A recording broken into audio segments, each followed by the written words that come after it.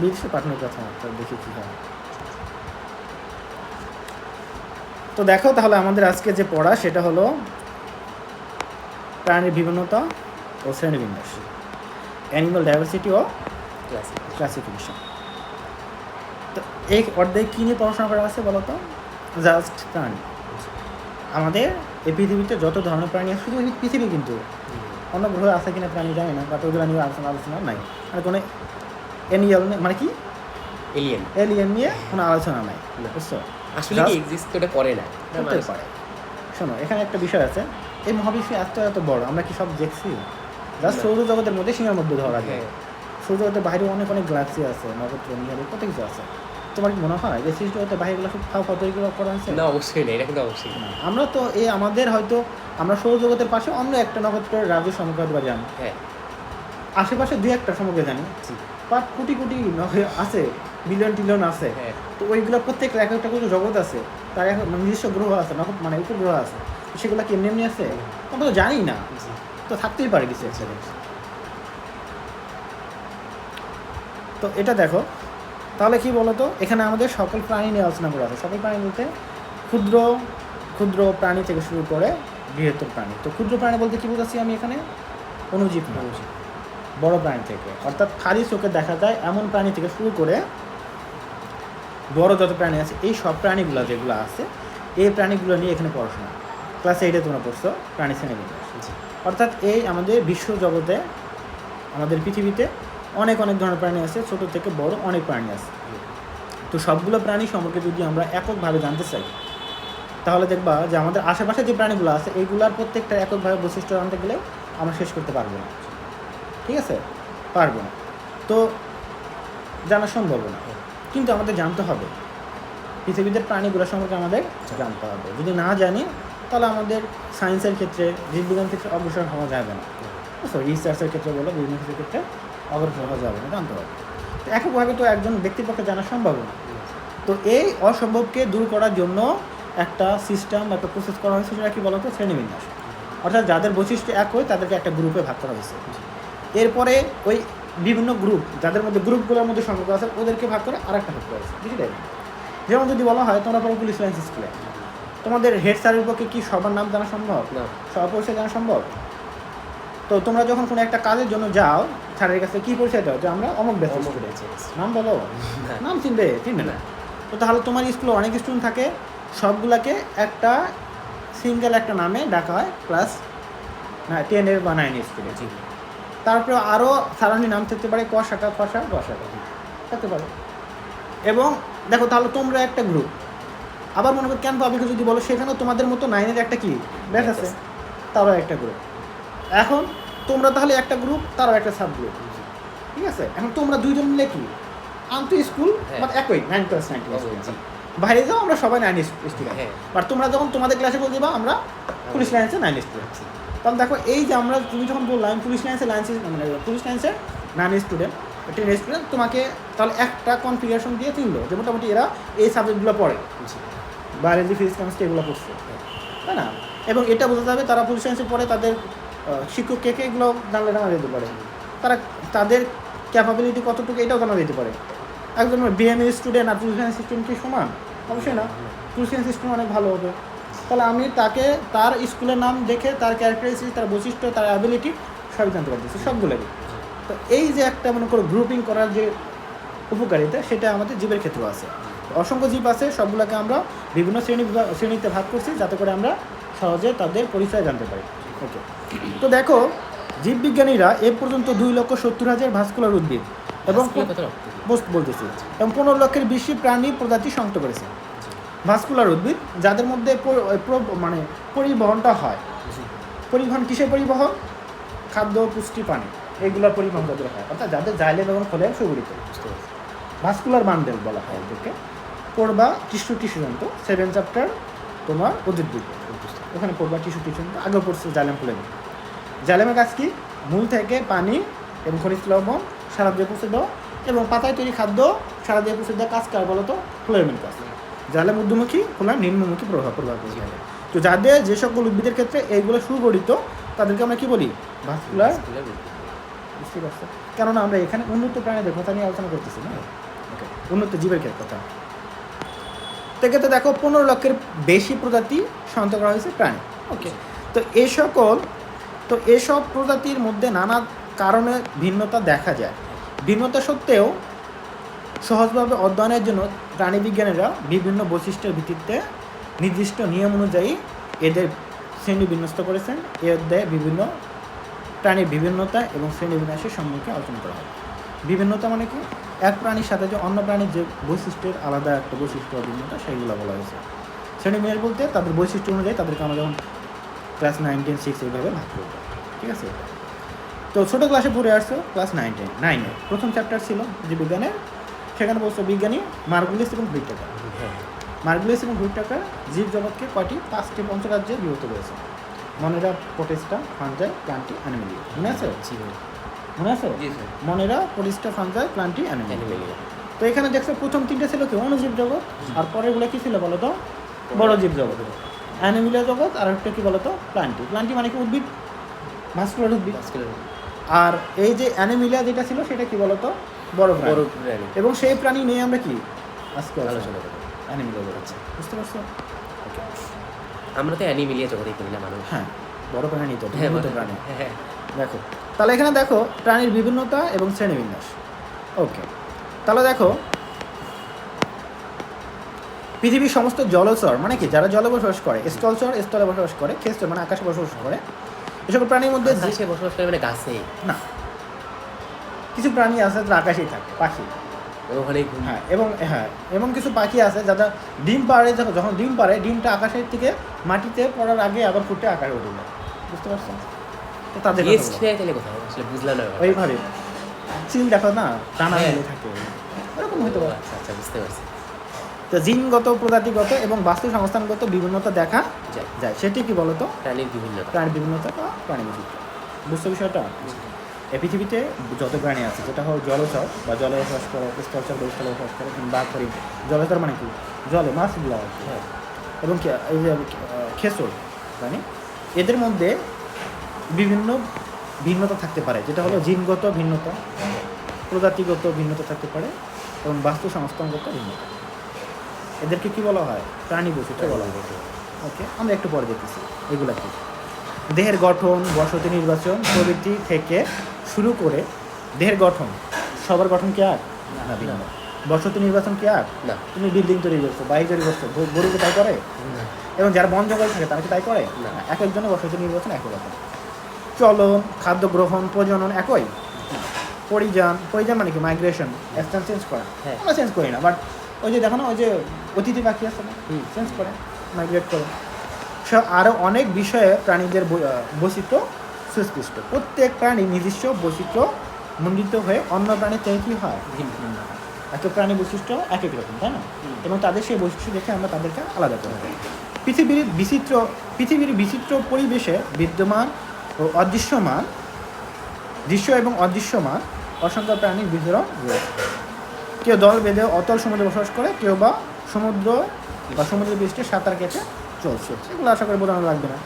কেউ দ্রুত, কেউ আবার মন্থর গতিতে চলাফেরা করে, তাই না? কেউ আবার হেঁটে বেড়ায়, কেউ দৌড়ে বেড়ায়। কোনো প্রাণী হয়তো বা গাছের ডালে দোল খাচ্ছে, বানর। যেমন কেউ ঝাঁকে ঝাঁকে পরিযায়ী হয়, বিভিন্ন ঘুরে বেড়ায়।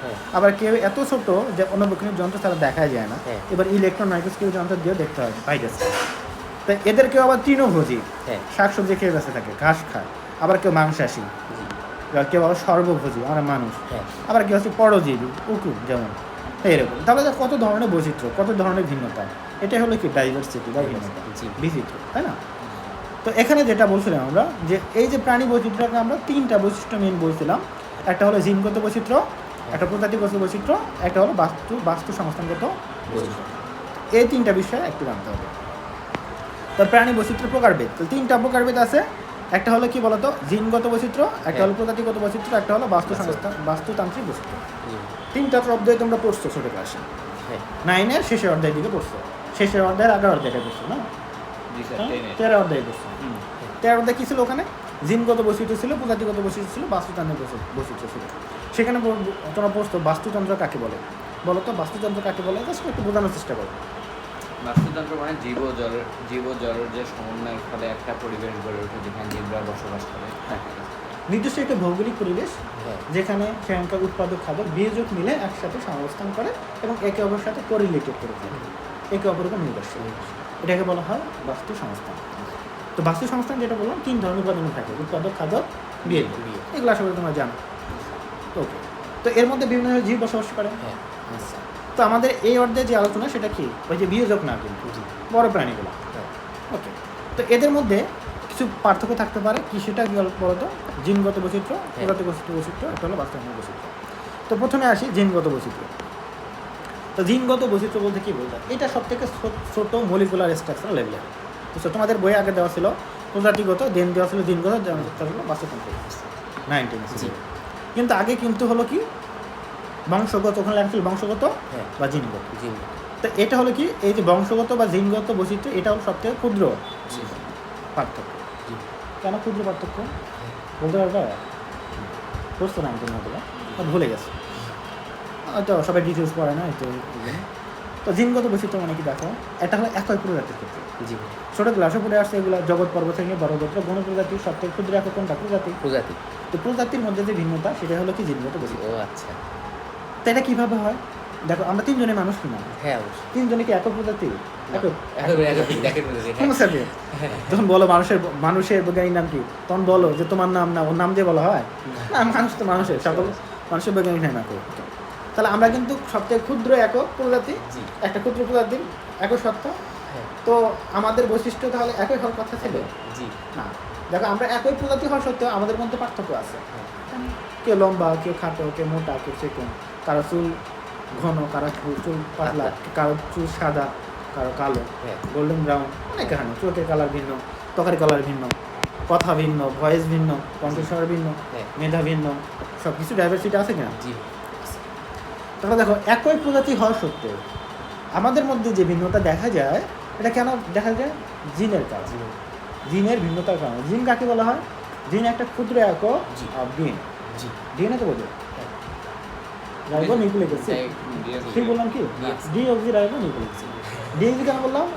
আমাদের রাইবোজ সুগারে একটা অক্সিজেন থাকে না, জি ডিঅক্সি রাইবো নিউক্লিক অ্যাসিডে একটা অক্সিজেন থাকে না। তো ওটা কোনো বড় কথা না, নিউক্লিয়াসে ডিএনএ থাকে, তো ডিএনএর মধ্যে ক্রোমোজোম থাকে। জি ঠিক বললাম? কারণ যেটা ক্রোমোজোম সেটা ডিএনএ। হ্যাঁ, কারণ বড় এককটাকে আমরা বলি কি? ক্রোমোজোম বলতেছি। জি এটাকে আমরা কি বলি? মডিফাই করে আমরা ডিএনএ বলি। এবং ডিএনএর ভেতরে কি থাকে?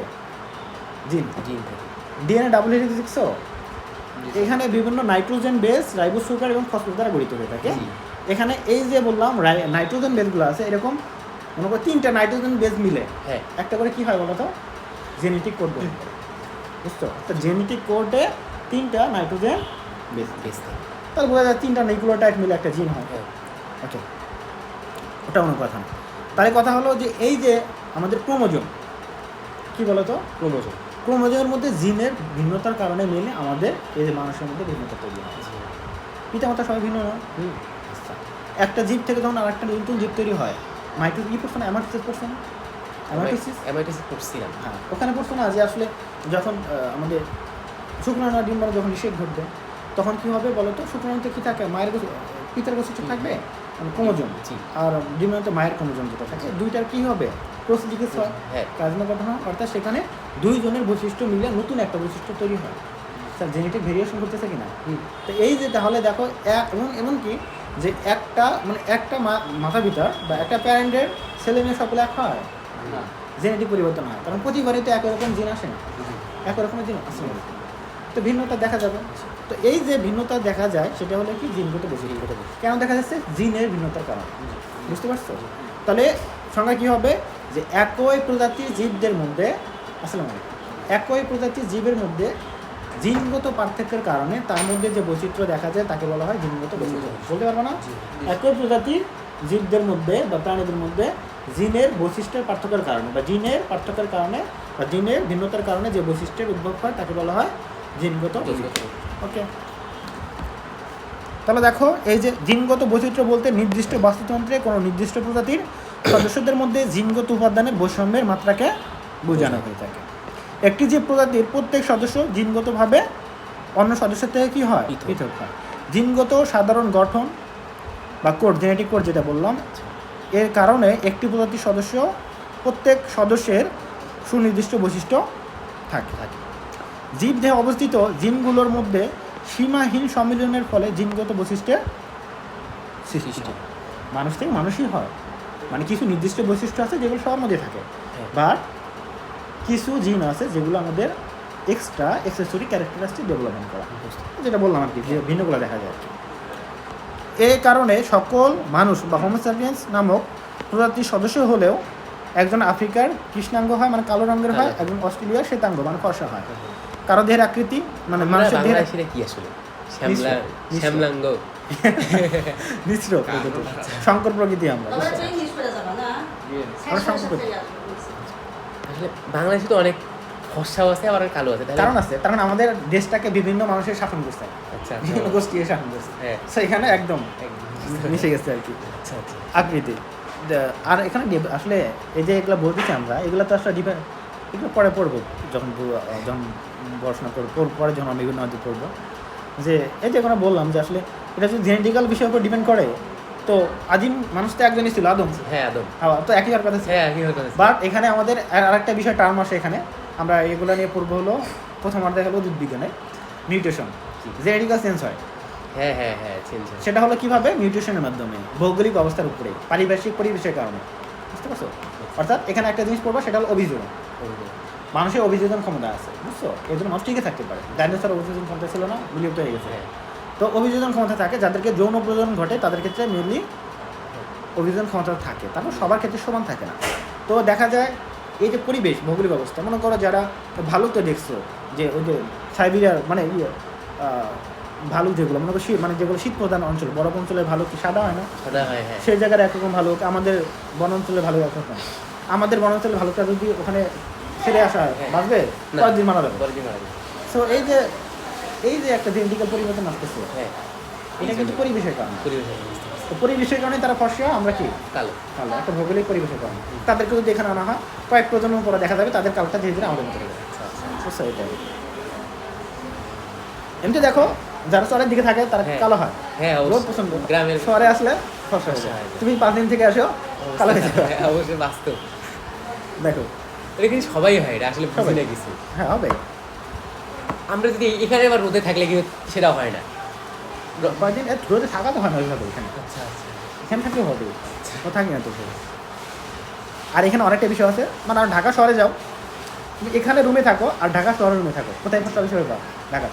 আরো ফর্সা হয়। হ্যাঁ, তার ওখানে ওই যে আমাদের কিছু ভারী ধাতু থাকে পরিবেশে, ভারী ধাতু থাকে, জিন থাকে, মিশে থাকে, আর কিছু ভারী ধাতু থাকে যেগুলো আমাদের ত্বকের উপরে একটা মানে ফর্সা পড়ে আছে। আচ্ছা আচ্ছা এটা আচ্ছা। আসলে যেন ভালো না হতো। ওই জন্য ঢাকা গেলে সবাই গ্লো আপ দেয়। দেখো, আর শিল্প কারখানার বহু যে এলাকাগুলো, ওগুলো কিরকম হয় ওগুলো দেখে খারাপ তেলে ত্বকের জন্য। অবশ্যই।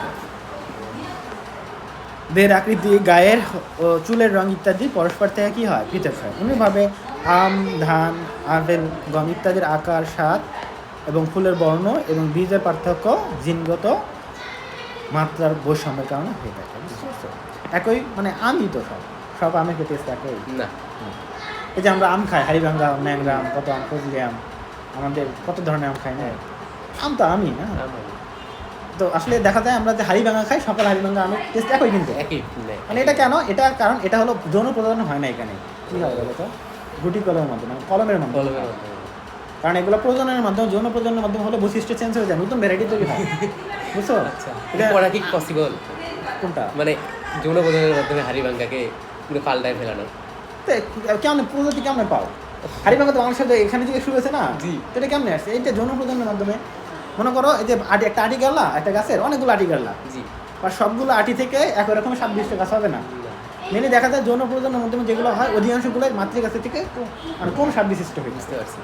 এরপর দুই একটা ব্যতিক্রম হয়, স্বাদ অনেক হয়ে যায়। হ্যাঁ। তো তখন কি করে, এই যে যারা চাষি আছে, যারা যে প্রকৃতি বিজ্ঞানী, উদ্ভিদ বিজ্ঞানী, তারা এইটাকে তখন কি করে বাঁচিয়ে রাখার জন্য এইটার মধ্যে বিভিন্ন কালচার করতে পারে, টিস্যু কালচার করতে পারে, বা এখানে বিভিন্ন কাজ করা যায়। তো এর মাধ্যমে কেউ করতে বা কলম করা যায়, ছড়িয়ে দেয় আর কি, বুঝছো? এর মাধ্যমে সমবৈশিষ্ট্য সম্পন্ন বিভিন্ন উদ্ভিদ পাওয়া যায়। ওইটা তো এটা দেখছো। এখন দেখো নির্দিষ্ট, তাহলে এখানে দেখো জিনগত বৈচিত্র্য নির্দিষ্ট এক প্রজাতির সদস্য ভিত্তিক হওয়ায় এই ধরনের বৈচিত্র্যকে কী বলা হয়? আন্তর্জাতিক বৈশিষ্ট্য বলা হয় থাকে। মানে অন্তর্প্রজাতিক, আন্তর্জাতিক বৈশিষ্ট্য মানে কি? একই প্রজাতির মধ্যে যে ভিন্নতা বলা হয়। কোনো প্রজাতির জিনগত বৈচিত্র্য বেশি হলে পরিবর্তনশীল পরিবেশে তার অভিযোজন ক্ষমতা তো কী হবে? বেশি হয়। যেটা বললাম একটু আগে, তো একটা প্রজাতির মধ্যে যত বৈচিত্র্য মানে যত বেশি বৈচিত্র্য থাকবে তাদের প্রতিকূল পরিবেশে টিকে থাকার ক্ষমতা কত বেশি মানুষের। হ্যাঁ, মানুষের মধ্যে কত বৈচিত্র্য না হ্যাঁ, দেখা যায়, চেনা যায়। চড়ুই পাখি দেখে চেনা যায় এটা কোন, আমি মনে করো একটা চড়ুই পাখি তুমি নিয়ে তোমাকে আমি দিলাম হাতে, দেখলাম যেন একটা দলের মধ্যে ছেড়ে দিলাম, খুঁজে পাইবা? না অবশ্যই সবাই একই। তার মানে এর কি ভিন্নতা খুবই কম, খুবই কম, তার প্রজাতিগত ভিন্নতা এর খুবই কম। তাহলে এদের কি বলতো, এরা সহজেই বিলুপ্ত হয়ে যেতে পারে। হ্যাঁ, ও আচ্ছা আচ্ছা। জোনাকি পোকা দেখছো তো না? হ্যাঁ, এখন দেখা যায় এখন নাই তো। নাই দেখা যায়। এর সবই দেখতে একই রকমের না? জোনাকি পোকা কি সকালেও বাঁচে নাকি রাতের বেলা থাকে। কয়দিন এদের মানে আয়ুকাল? আয়ুষ্কাল ঠিক এটা মনে হয় জানি না, বাট এরা আয়ুকাল আছে, একদিন না আছে। বাট ওই যে এরা ওই যে দিনের বেলা সূর্য আলো আছে না, হ্যাঁ, দেখা যায় না। আচ্ছা ঝোপ জ্বালা দিয়ে থাকে তো, আর সূর্য আলো করলে তাদের আলোটা দেখা যায়। আচ্ছা আচ্ছা। বুঝলি তো, যে লাইট, ছোট লাইট অন্ধকারে দেখা যাবে, হ্যাঁ, বেশি আলো দেখা যাবে না। এই জন্য আমি দেখি না। এটা কি আসলে একটা লাইটের মতন থাকে এই জোনাকি? দেখো নাই? হ্যাঁ, দেখছি আসলে লাইট না, এটা হলো সেমিনোফিলাস নামক এক ধরনের কেমিক্যাল থাকে। আচ্ছা, মেন আচ্ছা। কেমিক্যালের বিষ অনেক অনেক অনেক। আচ্ছা আচ্ছা আচ্ছা আচ্ছা। বুঝছো? ওকে, তো যেটা নিয়ে আমি একদম মানে সেই 19 সালে একটা পোস্ট দিয়েছিলাম, আচ্ছা এই জোনাকি পোকা কেন আর কীভাবে আলাদা হবে। আচ্ছা আর একটা ছিল, পেজ ছিল আচ্ছা। এডুকেশনাল আর কি, ওখানে দিয়েছিলাম একটা পোস্টটা মনে হলো। আসলে 19 সালে এসএসসি না? আচ্ছা আচ্ছা আচ্ছা আচ্ছা আচ্ছা। ওই সময় থেকে পেয়েছিলাম। মানে 19 সালে তো আমার এসসি দিয়ে তো ইন্টার উঠছে না হ্যাঁ, হ্যাঁ, হ্যাঁ, তখন আর। ও আচ্ছা না না, মানে এটা আমার বাটন ফোন ছিল তো, মানে আচ্ছা। 19 সালে মনে হয় আচ্ছা আচ্ছা। তখন বাটন ফোনে খেতে ইউজ করতাম। 21 সাল তখন কিনছি মনে করো করোনাতে ও অনলাইন ক্লাস করার জন্য। বুঝতে পারছি। মানে আগে তো আমার অ্যান্ড্রয়েড ইউজ করতো না অতটা, হ্যাঁ না, অ্যাভেলেবল হইতো করোনার পরে। করোনার পরে হ্যাঁ। মানে ওখান থেকে স্টুডেন্টদের মধ্যে যায় আর কি অনলাইন ক্লাস করার জন্য। তাহলে দেখো, কোনো প্রজাতির সকল সদস্য যদি একই ধরনের জিন থাকে তাহলে সেই প্রজাতি কম জিনগত বৈচিত্র্য থাকে বা লো জেনেটিক ডাইভার্সিটি থাকে প্রজাতি বলে। এই সকল প্রজাতির সদস্যের মধ্যে অন্তঃজননের ফলে একই ধরনের কম জিনগত বৈশিষ্ট্য সম্পন্ন জনসংখ্যার সৃষ্টি হবে এবং জিনগুলো যদি মারাত্মক রোগ ব্যাধির প্রতি সংবেদনশীল হয়ে থাকে তাহলে বংশ পরম্পরায় এই জিনের সংকরণে নির্দিষ্ট প্রজাতির সংখ্যা রোগে ভুগে সামগ্রিকভাবে প্রজাতির অস্তিত্ব সংকট বাড়িয়ে তোলে। এই কারণেই বলা হয়ে থাকে কোনো প্রজাতির জিনগত বৈচিত্র্য যত বেশি হবে পরিবর্তনশীল পরিবেশে তার অভিযোজন ক্ষমতা তত বেশি, বিলুপ্তির আশঙ্কা তত কম হবে। বুঝতো? এখানে আরও বোঝার অনেক বিষয় আছে। কী বোঝার বিষয় আছে বলতে পারবো কিছু? এই যে এখানে কি বলা হয়েছে বলতো, অন্তঃপ্রজনন মানে কি বলতো? নিজেদের মধ্যে প্রজনন। হ্যাঁ, মনে করো যে এই যে বর্তমানে আমাদের সময় দেখা যায় যে চাচাতো ভাই বোন ফুফাতো ভাই বোনের মধ্যে বিয়ে হয়, এটা কি অন্তঃপ্রজনন? এর কারণে কি হবে, মানে তোমার জেনেটিক্যাল বৈশিষ্ট্য তার জেনেটিক্যাল বৈশিষ্ট্য মোটামুটি সেম কি না? অবশ্যই মানে রিলেটেড তো আছে না? এর কারণে দেখা যায় তোমার পরবর্তী মানে বংশধর যে আসবে, তোমার বাচ্চা আসবে, তার মধ্যে কি জেনেটিক্যাল আমরি চেঞ্জ হবে না, তোমাদের মধ্যে জেনেটিক্যাল হচ্ছে, তার বংশধরের মধ্যে হচ্ছে, হ্যাঁ। মায়ের পুরুষের মতো হচ্ছে হ্যাঁ এবং পিতার পরিবেশের মধ্যে হচ্ছে, তাদের মধ্যে হচ্ছে। বাট তুমি যদি দূরের কোনো একটা মেয়েকে বিয়ে করো তাহলে কি হবে, জেনেটিক্যাল পরিবর্তন আসবে না? অবশ্যই নতুন করে সংকরণ হবে না? হ্যাঁ বৈচিত্র্য হবে না অনেক? অবশ্যই তা নতুন যখন বৈচিত্র্য তৈরি হবে তখন তার মধ্যে কি হবে, চেঞ্জ আসবে, রোগ প্রতিরোধ ক্ষমতা বাড়বে, প্রতিকূল পরিবেশে টিকে থাকার সক্ষমতা বাড়বে। আর যদি মানে এখন কথা চাচাতো হলো- বোনকে কেউ বিয়ে করে, চাচাতো বোনেরও রোগ প্রতিরোধ ক্ষমতা বেশি, এবার পিতা মানে চাচাতো ভাইয়ের রোগ প্রতিরোধ ক্ষমতা বেশি, তাহলে সন্তানটা কি রোগ প্রতিরোধ বেশি হয় না? আমার এটা প্রশ্ন। এখন কথা হলো জেনেটিক্যাল পরিবর্তন তো হচ্ছে না, ও কথা হলো প্রতিকূল পরিবেশে টিকে থাকতে হলে জেনেটিক্যাল পরিবর্তন হতে হয়, মানে ও আচ্ছা, আচ্ছা, বিশেষ থাকতে হয়, বুঝতে পারছি। জিন দ্বারা বিষয়টা। হ্যাঁ, হ্যাঁ, হ্যাঁ। তুমি সুস্থ সে সুস্থ এটা কোনো কথা না। আরেকটা আমি শুনছি মানে আর এখানে যাদের- জেনেটিক্যাল বিভিন্ন রোগ হয়, বুঝতে পারছি, রক্তের গ্রুপ সেম হইলেও কি এটা ইয়া হয়? সেম না, আমি বলতেছি একটু। তো এগুলা ঝামেলা আছে জি। যে যদি জেনেটিক্যাল এই জন্য পরিবর্তন দরকার, সেম গ্রুপের মানে সেম গ্রুপ না, মানে আজকে সাথে মধ্যে বিয়ে হলে বিভিন্ন ধরনের রোগ হয়, জন্মগত রোগ হতে পারে, এটা একটা জিনিস। আরেকটা বলা ব্লাড গ্রুপের কথা। তো ব্লাড গ্রুপের ক্ষেত্রে সেম গ্রুপ না, আচ্ছা। সেম গ্রুপ নয়, জি। কথা হলো যে পজিটিভ আর নেগেটিভ। ছেলে যদি পজিটিভ হয় আর মেয়ে যদি নেগেটিভ হয় হ্যাঁ। সেক্ষেত্রে সমস্যা হবে। সমস্যা। কিন্তু কিন্তু যদি ছেলে যদি নেগেটিভ হয় মেয়ে পজিটিভ হলে কোনো সমস্যা নেই। আচ্ছা কথা হলো সমস্যা হলো মেয়েদের ক্ষেত্রে, মেয়েদের নেগেটিভ হলেই সমস্যা। আচ্ছা আচ্ছা মেইন সবসময় নেগেটিভ সমস্যা করবে নাকি ওটা 100% সমস্যা হবে? 100% হবে কিছু একটা। হবে। তো এটা কেন সমস্যা, মানে এটা আবার পরিত্রাণের উপায় আছে, এগুলো অনেক ডিটেল বিষয়, অর্ধেকটা আসলে বলবো না হয়, এটা আছে তোমাদের একটা অর্ধেক। যদি বি বি পজিটিভ তাহলে সমস্যা নেই। হ্যাঁ আমরা বললাম না, এগুলো নিয়ে আমরা পড়বো যে ওদিকে আছে একটা অর্ধেক, ওই যে গ্রেগর মেন্ডেলের মানে জিন প্রযুক্তি মানে জিনের একটা আছে অর্ধেক, ওখানে আছে যে আর এস নেগেটিভিটি। আচ্ছা আচ্ছা আচ্ছা। অর্থাৎ তুমি যখন একটা পজিটিভ মাদার যখন নেগেটিভ মাদার যখন একটা পজিটিভ বাচ্চা কনসেপ্ট করে, জি মানে বাবা হলো পজিটিভ, মাথা হলো মানে মা হলো নেগেটিভ। আচ্ছা পজিটিভ যার রক্ত নেগেটিভ তাকে কি পজিটিভ রক্ত দেওয়া যাবে? মানে না। ভিন্ন গ্রুপে রক্ত দেওয়া যায়? না না পজিটিভ নেগেটিভকে ভেঙে দেয়, হ্যাঁ। ঠিক আছে? সো মনে করো একই হোক বা ভিন্ন হোক, হ্যাঁ। আর নেগেটিভ আর পজিটিভটাই ভিন্ন, মানে হলে ঝামেলা। মনে করো তোমার স্ত্রী হলো বি নেগেটিভ, হ্যাঁ। তোমার হলো আদার যে কোনো পজিটিভ, আচ্ছা তাহলে যখন বাচ্চা হবে, হ্যাঁ। বাচ্চা যদি পজিটিভ হয়, হ্যাঁ। বাচ্চা নেগেটিভ ঝামেলা নেই, আচ্ছা বাচ্চা যদি পজিটিভ হয় হ্যাঁ, তাহলে আসার সময় এখানে আমাদের রক্ত গ্রুপের দুইটা জিনিস অ্যান্টিজেন অ্যান্টিবডি। হ্যাঁ তো এখানে কথা হলো এই যে এখানে উপাদানগুলো যখন মায়ের রক্তে যাবে হ্যাঁ তখন তার ভিতরে একটা এর মধ্যে অ্যান্টি একটা জিনিস তৈরি করবে, বুঝবা না এখন? তো এর পরবর্তী যখন বাচ্চা হয়, মানে প্রথম বাচ্চাতে কোনো ঝামেলা হয় না, না। ঝামেলা পরে বাচ্চাতে যখন হবে ওই বাচ্চার ভেতরে ওই মায়ের ভেতরে যে একটা তৈরি হলো একটা হ্যাঁ। প্রতিরোধী একটা বিষয়, হ্যাঁ ওইটা বাচ্চার ভেতরে গিয়ে বাচ্চার রক্তকে ভাঙে দেয়। আচ্ছা তো বাচ্চার রক্তকে যখন ভেঙে দিবে লোহিত রক্তকণিকার পরিমাণ কমে যাবে, হ্যাঁ। আর লোহিত রক্তকণিকার পরিমাণ কমে গেলে তখন আমরা কি বলি? থ্যালাসেমিয়া। থ্যালাসেমিয়া। তো ওটা তো বলি রক্ত না থাকে না, মানে ভেঙে যায় ও, একদম complete। মানে কমে গেলে আমরা কি বলি? রক্ত হিমোগ্লোবিন কমে গেলে রক্ত শূন্যতা। তো তার ভেতরে রক্ত শূন্যতা খুবই দেখা যাবে, ও। অ্যানিমে দেখা যাবে, বুঝতে পারছি। এবং তার মধ্যে কি দেখা যাবে? জন্ডিস দেখা যাবে, বুঝতে পারছি। বুঝছো? এই জন্যই বাচ্চারা জন্ডিস জন্ডিস নিয়ে হয়। কোনো হ্যাঁ জন্ডিস নিয়ে জন্মগ্রহণ করে এবং মারা যায়। আচ্ছা একদম ফুলে ফুটে ওঠে। আমি ভাবছি ভিডিও দেবে একটা সামনে। কি স্যার জন্ডিসের যে চিকিৎসা করে?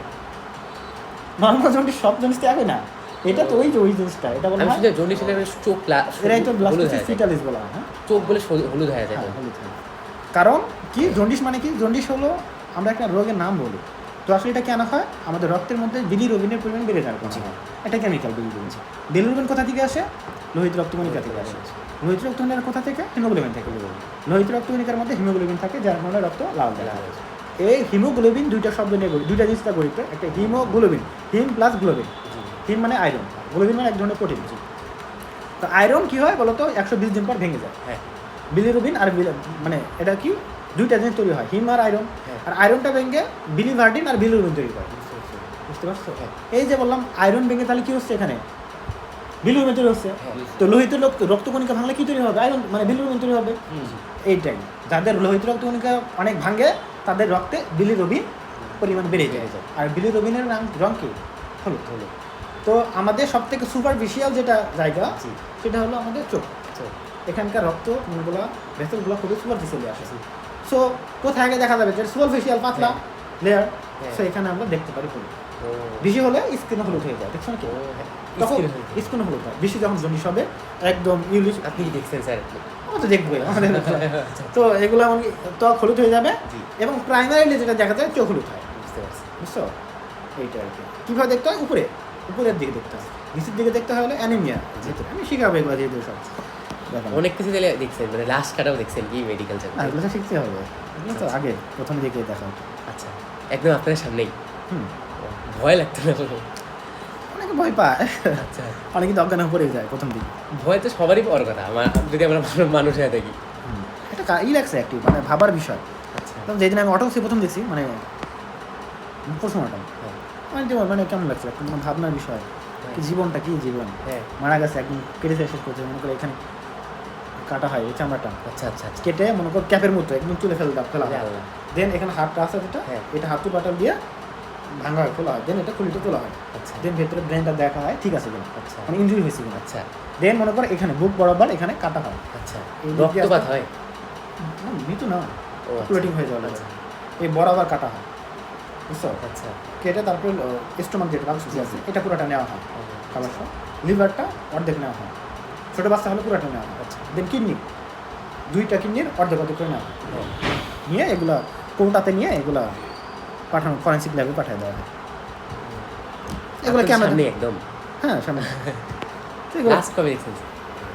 লাস্ট গত বছর। এ বাবা, স্টুডেন্ট কেমন মনে হয়? ভালো আছে, রেসপন্স আছে, ভালো কাজ। ভালো মনে হইতেছে, মনোযোগ দেয়। হ্যাঁ মনোযোগ আছে, প্রথম তো দেখা দেখ সমস্যা নেই। এ বাবা, তুমি কেমিস্ট্রি পড়াও? হ্যাঁ কেমিস্ট্রি ইন্টারে ব্যস্ত আছে। হ্যাঁ আমি সবই পড়ে কেমিস্ট্রি। তো আমি আরও মানে অ্যাকচুয়ালি রেটিনা আমি অ্যাডমিশন ক্লাস নিই কেমিস্ট্রি। তো তোমার কি তাহলে কি সময় হবে কেমিস্ট্রিটা? কেমিস্ট্রি ও আলাদা পড়ে কেমিস্ট্রি ওটা যদি হয় মানে বিষয়টা হলে তাহলে দুইটা সাবজেক্ট একসাথে একসাথে। একসাথে ওইটাই বলছি, একদিনই পড়াবো না, দিন মানে বেশি করে পড়াবো। হ্যাঁ আর সেক্ষেত্রে মানে কেমিস্ট্রি পড়াতে একটু মানে মানে মানে একদিন কমে পড়াতে হবে। তাহলে সেক্ষেত্রে হলো 6 দিন হয় না, জি 5 দিন করে কভার হয়ে যাবে। আমি ও পড়বে না কেমিস্ট্রি, ও করবে না, না, আমি একাই ভাইয়া। ও বাসায় পড়বে। তাহলে ঠিক আছে, পরে তাহলে কথা হবে। আচ্ছা কথা পরে তোমার সাথে আমার কথা। গত বছর ভাইয়া দেখছেন তাহলে হুম? কত বছর পোস্ট? না আমাদের ওইগুলো পোস্টমর্টম দেখানো মিল 3rd ইয়ারে আচ্ছা সব মানে ফরেন্সিক সাবজেক্ট হলো 3rd ইয়ার। আচ্ছা আচ্ছা আচ্ছা সত্যি তো এটা না, 3rd ইয়ার দেখা লাগে। ওগুলো মানে কি সব সুইসাইডের কেস? সুইসাইড কেস বা মনে হচ্ছে মার্ডার কেস এরকম। আপনি যেটা দেখছেন ওটা কি মার্ডার কেস ছিল নাকি সুইসাইড? মনে নেই ঠিক, ওটা তো আমাদের সেখানে বলে না যে কি কেস। আচ্ছা একদম আস্ত মানুষ একদম। এটা যদি আমি ভাবি তো কেমন লাগতেছে ভাই। মেডিকেল যখন পড়বা তখন তো তোমার যে অনাটমি যখন পড়বা বডি পার্টস নিয়ে পড়াশোনা করতে হবে। আচ্ছা আচ্ছা হাড় মানে বোনস তো কিনতে হবে, বোনস সেট। আপনার কি ভাইয়া আছে কঙ্কাল? হ্যাঁ বোনস সেট আমার আছে, এখন নাই, বিক্রি করে দিছি। ও কয়েকটা ওই part কাজ- এখন আছে। আচ্ছা আচ্ছা ওই মানে ওটা ফার্স্ট সেকেন্ড ইয়ারে লাগে আচ্ছা আলাদা। আচ্ছা আচ্ছা আর এই যে ফার্স্ট সেকেন্ড ইয়ারে মনে করো প্রতিটা পার্ট নিয়ে পড়াশোনা করতে হয়, হার্ট নিয়ে হাতে নিয়ে পড়তে হয়, প্রতিটা দেখে দেখে করতে হয়, ফুসফুস হাঁটো হাতে নিয়ে ব্রেন সব হাতে নিয়ে করতে হয়। হাঁটো হাতে লেগেছে। ওজন কি তারপরে হালকা ছোট। তারপরে মনে করো তোমাকে করতে হবে, বডি মরালাস ফ্রি আছে, হ্যাঁ যেমন এখানকার মাসেল তোলা, ভিতরে নাল বের করা আছে, রক্তনালী বের করা আছে, প্রতি জায়গায় সব জায়গায় কোথা দিয়ে কোন অপশন আছে। আর পায়ের ক্ষেত্রে একটার ক্ষেত্রে মানে এক একটা বডি ক্ষেত্রে এক রকম সিস্টেম করা আছে। কারো হোল বডি উপর থেকে দেখার জন্য, হ্যাঁ। কারো আবার এরকম মনে করো মাসেলগুলো দেখার জন্য একটা একটা করে আলাদা করে দেওয়া আছে। তো কোন মাসেলের নাম কি, মানে কোন মনে করো এখন তো অনেকগুলো মাসেল থাকে বুঝছো, হ্যাঁ এখানে অনেকগুলো দেখো নড়া না, হ্যাঁ এগুলো কিন্তু ফিক্স না, নড়া কর হ্যাঁ এগুলো এখান থেকে যুক্ত হয়ে অর্জিন হয় এখানে তরুণ আস্তের মাধ্যমে এগুলো যুক্ত থাকে। যেখানে দেখছো এই যে এরকম জি এই যে জি জি জি এরকম তরুণ আস্তে বুঝছো। বুঝতে পারছি। তো এখানে এইভাবে কোনটার সাথে কোনটা যাচ্ছে, কোনটার উপর দিয়ে কোনটা যাচ্ছে, এগুলো সব কোনটা দেখে দেখে বলতে হয়। ও আচ্ছা আচ্ছা, এখান থেকে কোনটা রক্তনালী আসছে এগুলো দেখাই দিতে হবে, এইটা না এটা এখান থেকে কোনো ব্রাঞ্চ গেছে এগুলো দিতে হবে। ওগুলা মানুষও কি থাকে ওগুলা করার জন্য মানে পরে? ওটা ম্যামরা বোঝাই দেয়, ডাক্তাররা আচ্ছা আচ্ছা টিচাররা। আচ্ছা আচ্ছা আচ্ছা আচ্ছা বুঝতে পারছি। হ্যাঁ ইন্ডাস্ট্রি হ্যাঁ আসলেই এই জিনিসটা আসলে বেশি interesting। তাহলে বুঝছো তো প্রজাতিগত বৈচিত্র্য, জি স্যার। এবং সেখানে বুঝলা যে একই প্রজাতির মধ্যে অন্তঃপ্রজনন হলে কি হবে, প্রজাতি মানে আমাদের মানে জিনগত বৈচিত্র্য কম হবে, কম। ফলে প্রতিকূল পরিবেশে কি হবে, টিকে থাকার সম্ভাবনা কম। কমে যাবে। এখন দেখো এটা হচ্ছিল আমাদের কি বলতো প্রজাতি কি ছিল, জিনগত বৈচিত্র্য। জি স্যার। এখন হলো প্রজাতিগত বৈচিত্র্য মানে কি, এটা মানে কি, এটা মানে এই যে পৃথিবীতে যে প্রত্যেকটা আলাদা আলাদা হ্যাঁ। প্রজাতি এদের মধ্যে হ্যাঁ সব অর্থাৎ আলাদা। মানুষ একটা প্রজাতি, গরু একটা প্রজাতি, ছাগল একটা প্রজাতি। ছাগলের বলে তো এদের মধ্যে যে বৈচিত্র্য সেটা কি বলা হয় কি, প্রজাতিগত বৈচিত্র্য। বুঝতেই পারছো এটা তাহলে। তো একই কি মানুষ আর বানর একই না, তো প্রজাতিগত বৈচিত্র্য হলো ভিন্ন ভিন্ন প্রজাতির সদস্যের মধ্যে অন্তঃপ্রজাতিক বা একই প্রজাতিভুক্ত সদস্যের মানে বৈশিষ্ট্যগত বৈশিষ্ট্য যেটা ছিল এবং আন্তঃপ্রজাতিক ভিন্নতার কারণে সৃষ্টি হতে থাকে। এক্ষেত্রে বিভিন্ন প্রজাতির একটি অঞ্চলে একসঙ্গে বসবাস করে একটি বাস্তুতান্ত্রিক সম্প্রদায় গড়ে তোলে। তারপর প্রজাতিগত বৈচিত্র্য ভাইরাস সহ পৃথিবীর সকল প্রজাতির কি বলতো জীব অন্তর্ভুক্ত। তাহলে প্রজাতিতে সবাই একটা না, তো সবার মধ্যে আমরা তুলনা করতে পারি। পৃথিবীর সব কানে একই ধরনের জীব বসবাস করে না না, কিছু অঞ্চলে নির্দিষ্ট প্রজাতির জীবগোষ্ঠী বা অন্যান্য জীবগোষ্ঠী অপেক্ষা বেশি দেখা যায়। যে সকল অঞ্চল পুষ্টি বা আবহাওয়াগত উপাদান সমৃদ্ধ সেখানে কী হয় বলতো বিভিন্ন জীব বৈচিত্র্যের সমাহার দেখা যায়, বুঝছো। জি স্যার। আর যেখানে যত যেমন যদি বল সুন্দরবনে অনেক ধরনের প্রাণী আছে, কারণ ওখানে জীব বৈচিত্র্য হটস্পট করা যেতে পারে বিভিন্ন ফ্যাসিলিটিস বেশি। হ্যাঁ। এর কারণে দেখো মরু এবং মেরু অঞ্চলের দিকে চেয়ে গ্রীষ্মমণ্ডলীয় অঞ্চলে জীব বৈচিত্র্য মাত্রা বেশি দেখা যায়।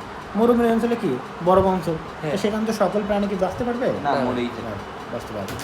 তো যারা ওখানে অভিযান করতে পারে, খাপ খাইতে পারে, তারা বসবাস করে। তাহলে আমরা যে বাঁচতে পারবো না। আমরা হ্যাঁ বসবাস করে তো করে না, জি। হিমালয়ের পাদদেশে তো মানুষ বসবাস করে।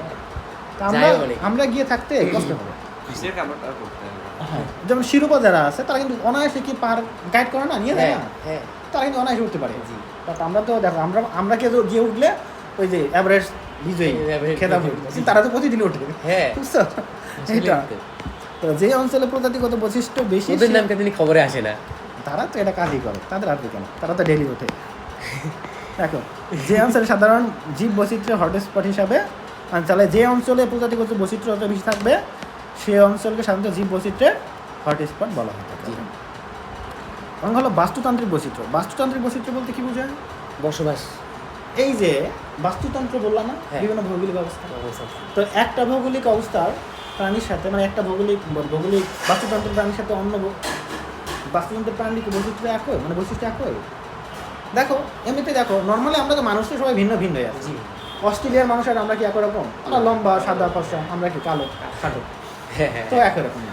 আবার ওই যে গ্রীষ্ম মানে শীত প্রধান অঞ্চলে যেটা একটু আগে বললাম, ওদের ভালো করে সাদা, আমরা হচ্ছে এখানে ভালো কোনো রকম তো তো আলাদা। তো তো এই যে ভিন্ন বাস্তুতন্ত্রের প্রাণীদের মধ্যে যে ভিন্নতা দেখা যায়, এখন না সমুদ্রের মাছ আর নদীর মাছ একই রকম না, একরকম না। তো এটাই কি বলতো বাস্তুতান্ত্রিক বৈশিষ্ট্য। তো বুঝতে পারছো, এটা মনে হয় পড়তে হবে না, না? ওকে, এখন দেখো তাহলে কি বলছি এখানে। গ্রিক দার্শনিক অ্যারিস্টটল সর্বপ্রথম, এই বিজ্ঞানী এমন একটা বিজ্ঞানী সব জায়গাতে আছে। হ্যাঁ একদম। সর্বপ্রথম প্রাণীদের এর ভিন্নতা লক্ষ্য করে, প্রাণীদেরকে প্রাণীবিদ্যাকে বিজ্ঞানের একটি স্বতন্ত্র শাখা হিসাবে গড়ে তুলতে উদ্যোগী। কে বলতো? অ্যারিস্টটল। তো প্রাণীবিদ্যা যখন কে? অ্যারিস্টটল। এজন্য একে প্রাণীবিদ্যার জনক বলা হয়। তিনি প্রথম প্রাণীর বৈশিষ্ট্যগত সাদৃশ্য ও বৈসাদৃশ্য বিবেচনা করে প্রাণীকুলকে শ্রেণী বিন্যস্ত করতে উদ্যোগী হন। বুঝছো? তিনি লাল রক্তযুক্ত মেরুদণ্ডী প্রাণীদের নাম দেন কি? এনাইমা। নাই। এবং লাল রক্তবিহীন অমেরুদণ্ডী প্রাণীদের নাম দেন অ্যানাইমা। এনাইমা এবং অ্যানাইমা শুনতে একই শোনা যায়। হ্যাঁ। এনাইমা আর হলো অ্যানাইমা। অ্যানাইমা। ওকে, দুটি নামে ভাগ করেন। কিসের উপর ভিত্তি করে? লাল রক্তযুক্ত মেরুদণ্ডী প্রাণীদের আর অমেরুদণ্ডী প্রাণীদের। বুঝছো? লাল আমরা রক্তবিহীন। ইনাইমা। হ্যাঁ, আমরা কি বলতো? লাল রক্তযুক্ত হ্যাঁ ইনাইমা, ইনাইমা। আর একটা হলো অ্যানিমা, দুইটা ভাগ করেন। বুঝছো? এটা মনে রাখতে হবে। তাহলে আমাদের লাল রক্তের উপস্থিতি এবং অনুপস্থিতি, লাল রক্ত এবং মেরুদণ্ড উপস্থিতি এবং অনুপস্থিতির উপর ভিত্তি করে দুই ভাগ করা কোশ্চেন কে বলতো? অ্যারিস্টটল। এনাইমা, অ্যানাইমা, অ্যানাইমা। এটা মনে রাখতে হবে। এর পরবর্তীতে এনাইমাকে প্রজনন প্রক্রিয়ার উপর ভিত্তি করে ডিমবোস, অর্থাৎ যারা ডিম পাড়ে, হ্যাঁ। বুঝতে পারছো? যেমন মাছ, উভচর, সরীসৃপ, মাছ তো বোঝো, উভচর বোঝো, মানে জীবনে তারা কোনো সময় পানিতে আবার স্থলে বসবাস করে, যেমন ব্যাঙ। সরীসৃপ তো বোঝো না সব। এবং কেউ আছে জরায়ুজ, মানে কি? যারা বাচ্চা প্রসব করে, চড়া। গর্ভে বাচ্চা ধারণ করে, তাকে জরায়ুজ বলা হয়। দুই ভাগ করা থাকে, এদেরকে আমরা কি বলি? স্তন্যপায়ী বলি। তাহলে এরকম দুটি দলে ভাগ করেন, কাদেরকে? এনাইমা। আবার দেখো অমেরুদণ্ডী বা অ্যানিমিয়া দলভুক্ত প্রাণীদেরকে কোষের সংখ্যা, বাহ্যিক আকার, এগুলো শব্দগুলো বোঝো একবার। কোষের সংখ্যা, বাহ্যিক আকার, সিলোম এবং পরিপাকতন্ত্রের উপস্থিতি সহ আরও নানা বৈশিষ্ট্যের উপর ভিত্তি করে বিভক্ত করা হয়েছে। বুঝছো? প্রথম তোমাদের টিউশন আছে এরপর? হ্যাঁ ভাই, কখন? 7:30টার দিকে আসার কথা। 7:30টা? তাহলে তোমাদের 7:30টার মধ্যে। হ্যাঁ হ্যাঁ হ্যাঁ। তোমরা আর 10 মিনিট আগে থেকে শুরু করতে পারো। আপনার যদি সমস্যা না থাকে আমরা আমার কোনো আগা সমস্যা আগা নাই। নিতে হবে, আগা নিতে হবে। ভাই স্যার, আগে আর 10টা মিনিট আগে আসা যান আপনারা। জি আন্টি যায়। হ্যাঁ, ওই ভাইয়াও তাই বলো। তাহলে 10টা মিনিট 5টা মিনিট তো মাঝখানে রেস্ট। গ্যাপ রাখার দরকার। হ্যাঁ, না টিচার আসবে কেমন দেখা। হ্যাঁ হ্যাঁ। সমস্যা নেই আজকে। প্রথম দিকে তাহলে এই যে বলো তো কি বলছি এখানে? বাহ্যিক আকার, কোষের সংখ্যা, বাহ্যিক আকার, সকল জীব কি বহুকোষী? না। এককোষী জীব আছে না? হ্যাঁ, অবশ্যই। ব্যাকটেরিয়া, হ্যাঁ। এটা আদিকোষী। এককোষী বলা যায় না পরিপূর্ণভাবে। তো সিলোম এবং পরিপাকতন্ত্রের, ছিল মনে রাখতে। সিলোম পরে শিখবা এখন, তাহলে এটা পড়েতে এখন অনেক আসলে পরিপাকতন্ত্র এগুলো আছে সামনে, এই অধ্যায়ে আছে। উপস্থিতি সহ আরও নানা বৈশিষ্ট্যের ভিত্তিতে বিভিন্ন পর্বে ভাগ করা হয়। পরামর্শ না? হ্যাঁ। পরিফেরা নিডারি অ্যানিমেল, এগুলো কিন্তু এই বৈশিষ্ট্যগুলোর ভিত্তি করে ভাগ করা হয়েছে। প্রথম দিকে প্রাণীর এই বিভিন্নতাকে বাহ্যিক বৈশিষ্ট্যের ভিত্তিতে দেখা হলো, পরবর্তীতে এর ভেতরের যে অনেক বিভিন্ন বৈশিষ্ট্য এবং এর বাসস্থান, জিনতত্ত্ব, কোষ এবং টিস্যুতন্ত্র তত্ত্ব, গুণতত্ত্ব, অভ্যন্তরীণ অঙ্গসংস্থান, এইগুলো বিভিন্ন বিষয়ের উপর করে ভিন্নতা দেখা হয়েছে। আগে তো সব কিছু তো উপর দিকেই সাবস্ক্রিপশন করা হয়, হ্যাঁ। তাই না? তার ভেতরে ধীরে ধীরে যায়, মানে আমাদের তো সব কিছু যে প্রথমে সরল থাকে, তারপরে যে জটিল হয়, তারপরে ধীরে ধীরে জটিল হয়। আগে তোমরা বাইরে দেখতাম, ধীরে ধীরে আরও ভেতরে গবেষণা করতে করতে দিন আরও ভেতরে যাচ্ছে। এইচএসসি কয়টা অধ্যায়? তো এগুলো তাহলে পড়বা, ঠিক আছে? আর পড়াবো আসবে টিচার না? ঠিক আছে, প্রথম দিন তো ওই জন্য যাই হোক, তাহলে এখান থেকে আমরা পরের দিন শুরু করবো আর কি।